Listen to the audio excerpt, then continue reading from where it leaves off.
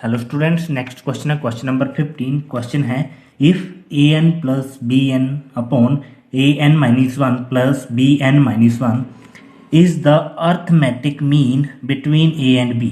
ठीक है, ये जो टर्म्स दी है ये ए और बी के बीच का अर्थमेटिक मीन दिया है। Then find the value of N, तो हमें एन की वैल्यू फाइंड करनी है। तो चलिए शुरू करते हैं इसका आंसर। ठीक है, यहाँ पे बोला है A N plus B N जो है वो अर्थमेटिक मीन है ए और बी के बीच का। ठीक है, तो arithmetic mean between A and B जो है वो है A N plus B N upon A N minus one plus B N minus one. और हमें पता है जो अर्थमेटिक मीन होता है, जैसे कोई भी दो नंबर है तो उनके बीच का, तो जो उसको रिप्रेजेंट करा जाता है also arithmetic mean between A and B.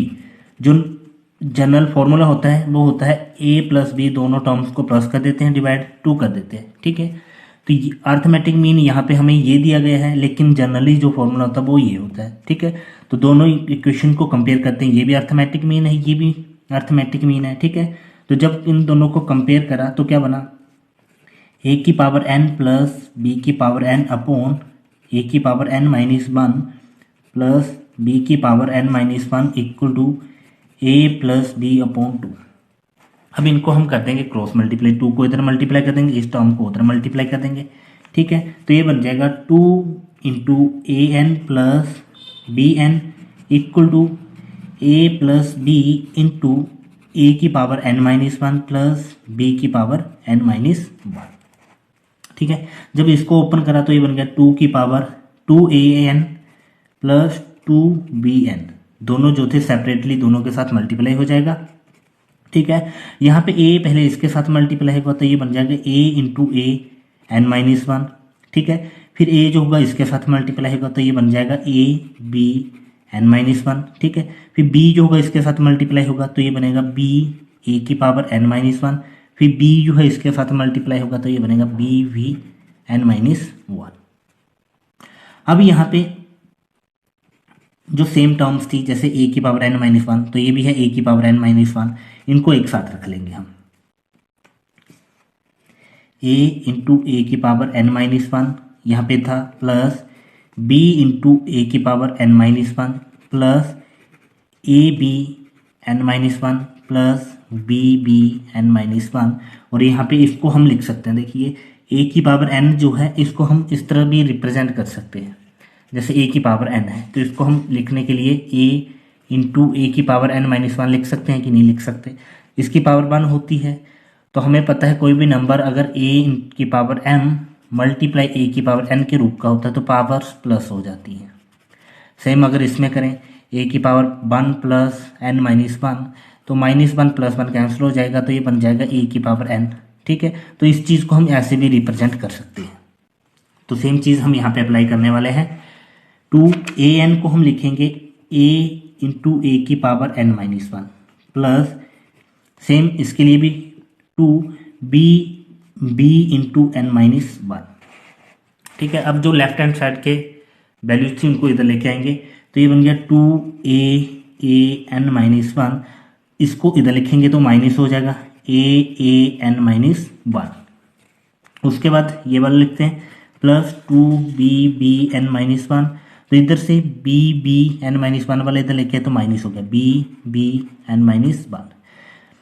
इसको भी उधर ले गए, इसको भी उधर ले गए, अब ये बच गया, ये प्लस का था उस साइड जाएगा तो माइनस हो जाएगा B A N minus one, ये प्लस था उस साइड आएगा तो माइनस हो जाएगा A B N minus one.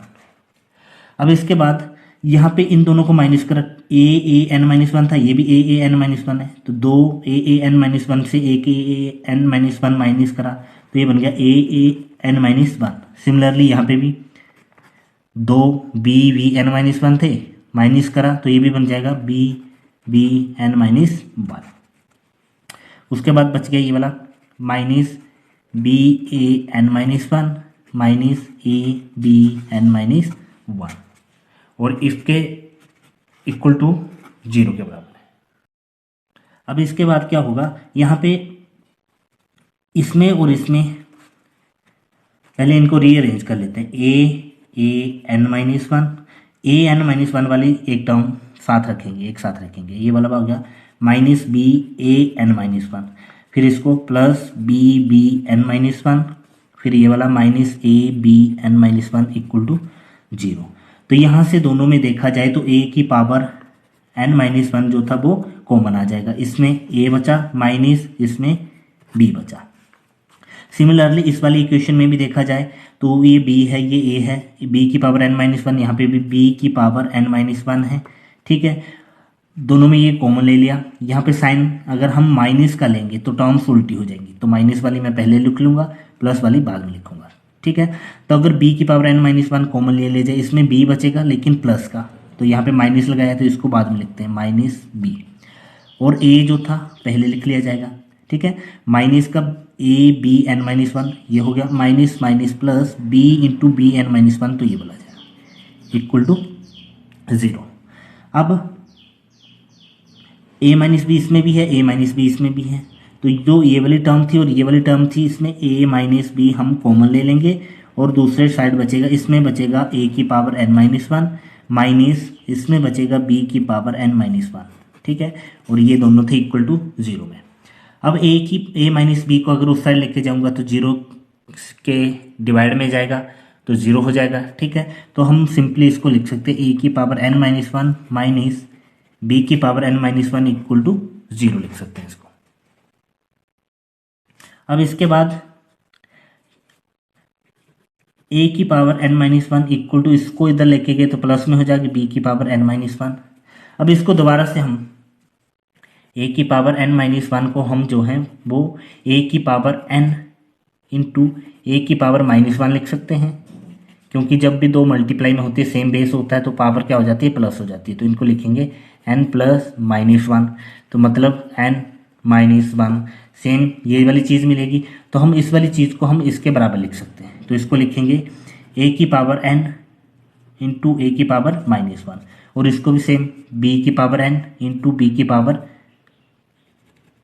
Minus one. यहाँ से ए की पावर एन था, बी की पावर एन इधर आएगा तो डिवाइड में चला जाएगा, इधर बच गया बी की पावर माइनस वन और ए की पावर माइनस वन इधर डिवाइड में चला गया।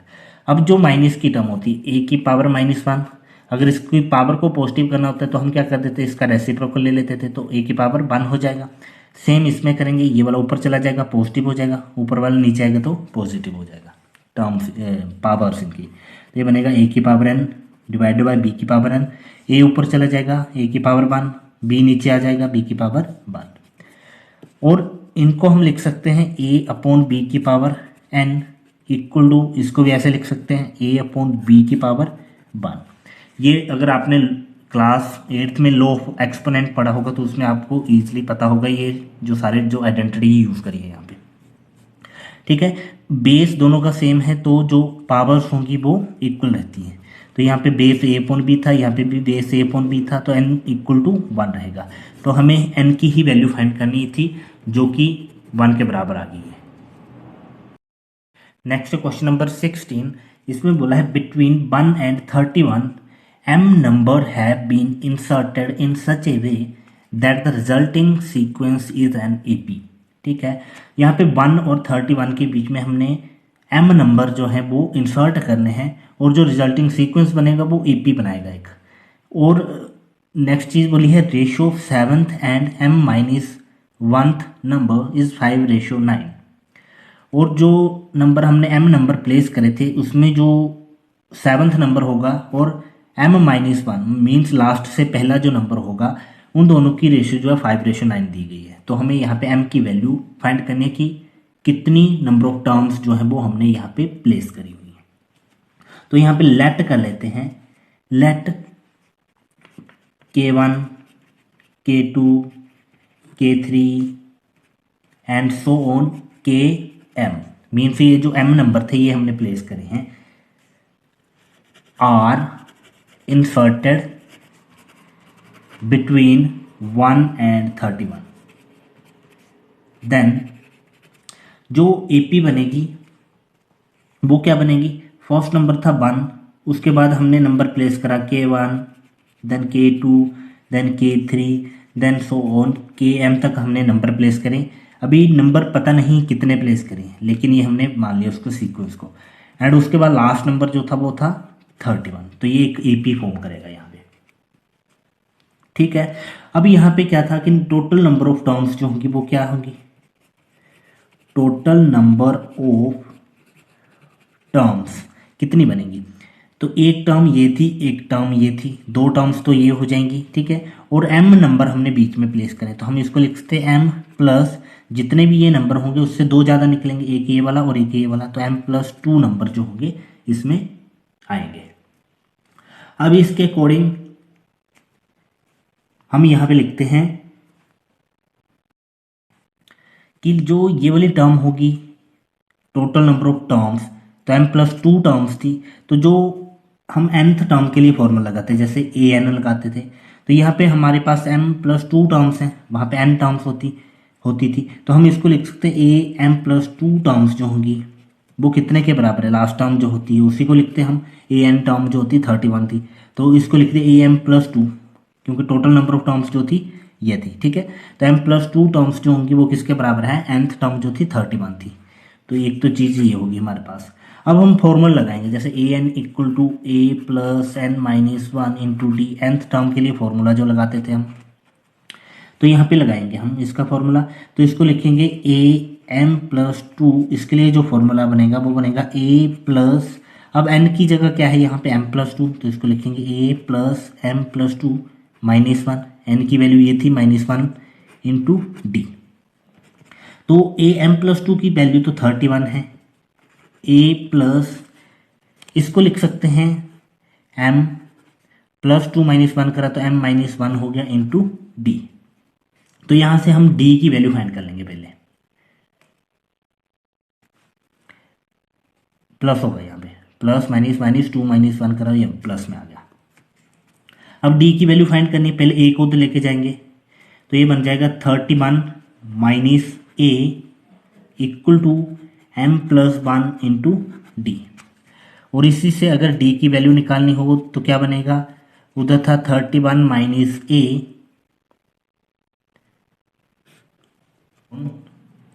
m+1, इधर चला जाएगा तो ये आ जाएगा m+1। ठीक है, अब एक और चीज़ यहाँ पे है कि यहाँ पे हमने a की वैल्यू लिखी, a जो है फर्स्ट टर्म जो है वो 1 है। ठीक है, a1 या फिर a जो था फर्स्ट टर्म जो थी वो 1 के बराबर, तो यहाँ पे वैल्यू पुट कर लेते हैं, 31 - a की वैल्यू है 1, तो ये वैल्यू पुट कर दी अपॉन m+1, तो ये बन गया d की वैल्यू जो आगे 31 - 1 करा तो 30 अपॉन m+2, तो ये जो थी वो d की वैल्यू निकल आई है। अब इसके बाद बोला गया है the ratio of 7th and m-1th term, जो 7th नंबर आएगा, मीन्स जो हमने नंबर प्लेस करे थे उनका 7th नंबर, इसकी बात नहीं करी है, जो नंबर प्लेस करे थे उसमें 7th number, first second third ऐसे करके जो 7th नंबर पे आएगा। ठीक है, तो हम उसको लिखेंगे जैसे K7 की बात करी हुई यहाँ पे, तो K7 किसके बराबर आएगा, कौन सी टर्म होगी ये, तो फर्स्ट टर्म तो ये थी, तो उसके बाद 7 नंबर हो रहा है, मीन्स 8th टर्म की बात करी जा रही है यहाँ पे, तो हम लिखेंगे इसको A8 की बात करी जा रही है। ठीक है, और फॉर्मूला क्या होता है उसका, a + n-1, तो n की वैल्यू है 8 - 1 × d, मीन्स a + 7d, तो a 8th की बात करी है जिसको हम K7 बोल रहे थे 7th नंबर, वो है a + 7d। अब a और d की वैल्यू पुट करेंगे यहाँ पे, a था 1 प्लस d था 30 अपॉन m+1 और 7 के साथ मल्टीप्लाई, तो ये हो जाएगा 1 + 7 × 3 = 21, 210 अपॉन m+1। जब इसको सिंप्लीफाई करोगे, इसके नीचे 1 लगा क्रॉस मल्टीप्लाई कर लिया, m+1 बन जा m+1 प्लस 210 बन जा 210 अपॉन m+1 बन जा m+1। अब इसके बाद इसको जब सिंप्लीफाई करा तो ये बन गया m, 210 था प्लस 1 करा तो 211 बन गया अपॉन m+1 बन गया। ठीक है, तो ये हमारे पास जो थी 8th टर्म या फिर जिसको K7 बोल रहे थे हम, उसकी वैल्यू ये निकल आई है। ठीक है। अब इसके बाद एक और टर्म बोली थी जो m-1 टर्म होगी, वो भी हमें फाइंड करना है। तब हम m-1 टर्म निकालेंगे यहाँ से। तो जो k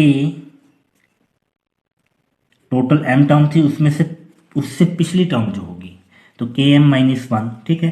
तो इसको फाइंड करने के लिए क्या बोलेंगे, इसको कौन सा नंबर आएगा जी,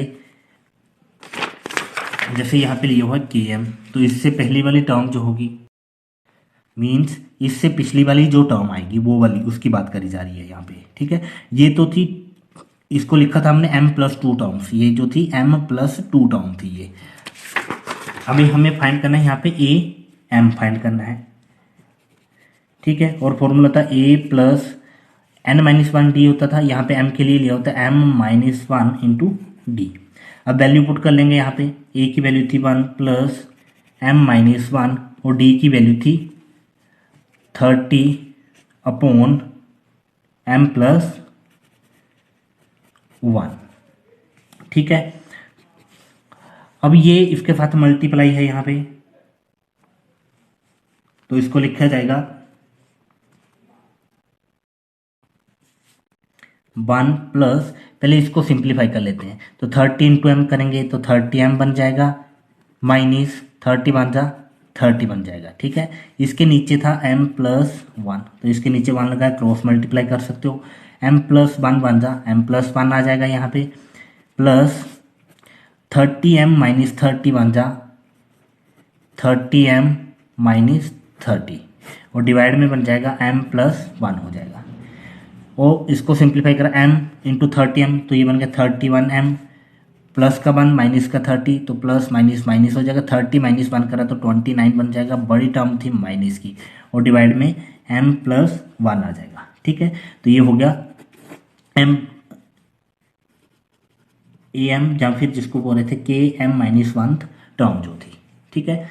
अब इन दोनों की रेशो हमें गिवन है, क्वेश्चन में बोला है इन दोनों की जो रेशो है वो 5:9 है। तो इसको लिखते हैं दोनों की वैल्यू कि जो सेवन्थ टर्म थी और जो km-1 टर्म थी, इन दोनों की रेशो जो है वो 5:9 है। अब वैल्यू पुट करते हैं इनमें, k7 की वैल्यू ये निकली हुई है m+211 अपॉन m+1 डिवाइड में km-1 की वैल्यू ये वाली है 31m-29 अपॉन m+1, और इन दोनों की रेशियो है 5:9। तो ये वाला पहले इसके साथ, फिर ये वाला ऊपर मल्टीप्लाई हो जाएगा।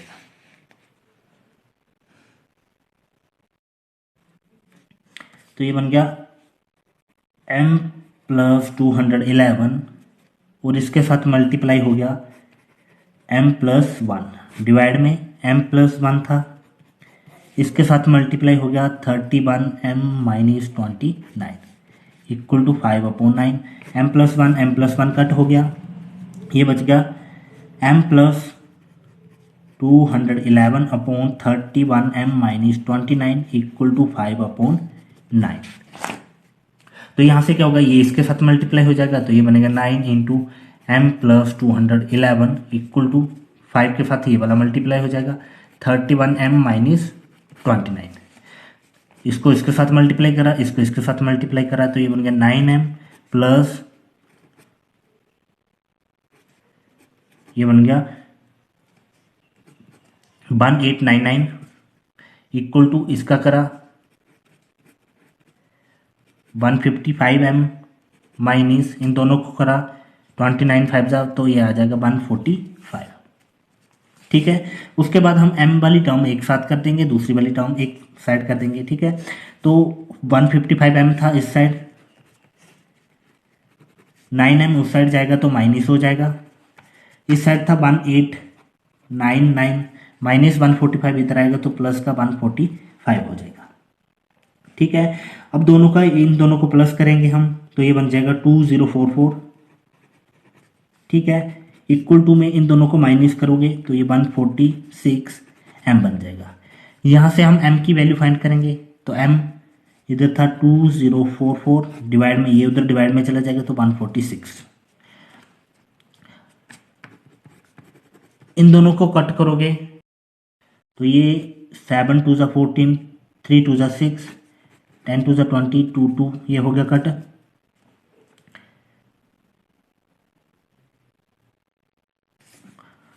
इन दोनों को कट करोगे तो ये 14 से कट हो जाएंगे, तो ये जो होंगे वो 14 से कट हो जाएगा, तो m की वैल्यू यहाँ पे जो है वो 14 आ जाएगा। तो जो उसमें टोटल नंबर ऑफ टर्म्स जो होंगी वो कितनी होंगी, 14 टर्म्स जो थी वो प्लेस करी है। Thank you for watching.